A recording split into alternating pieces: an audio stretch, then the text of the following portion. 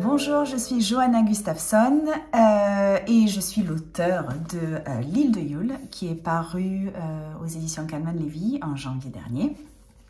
Donc, place aux questions. Le retour des lecteurs qui vous a le plus réjoui?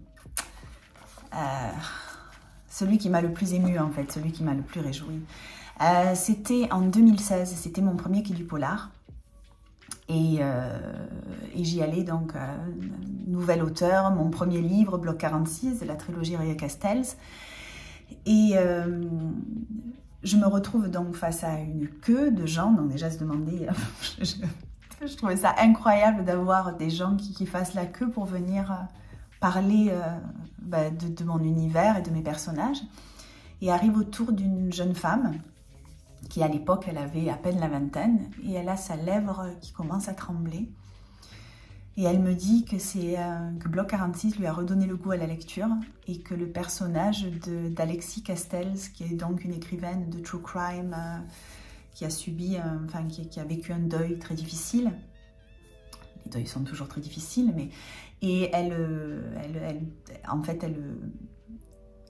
me dit que ça l'a énormément touchée et que elle l'a vécu comme une sorte d'ami imaginaire qui l'a aidé à traverser une période difficile de sa vie. Donc voilà, c'est mon plus beau souvenir. Est-ce que votre entourage a peur de vous? Ah!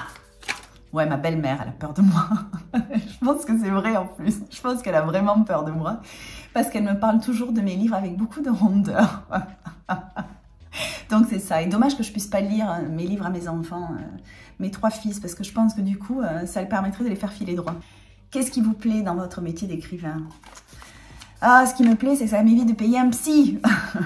C'est extrêmement cathartique.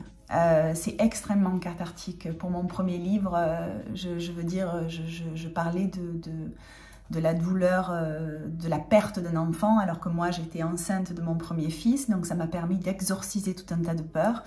Ce dernier-là, ce livre, L'île de Yule, il y a un journaliste qui me faisait remarquer l'autre jour qu'en fait je parlais beaucoup de deuil dans ce livre. Voilà, que le thème du deuil revenait beaucoup et je ne m'en étais pas du tout rendu compte. Et je lui ai dit que c'était certainement parce que j'ai écrit ce livre en fait pour me rattacher à cette terre, la terre suédoise qui n'est pas mienne, hein, évidemment. Mon mari est suédois, on habite ici, mais bon, moi je suis marseillaise et on est venu y habiter il n'y a pas très longtemps et ce n'était pas un choix pour moi. Voilà, c'était plutôt un non-choix, même si j'adore cet endroit.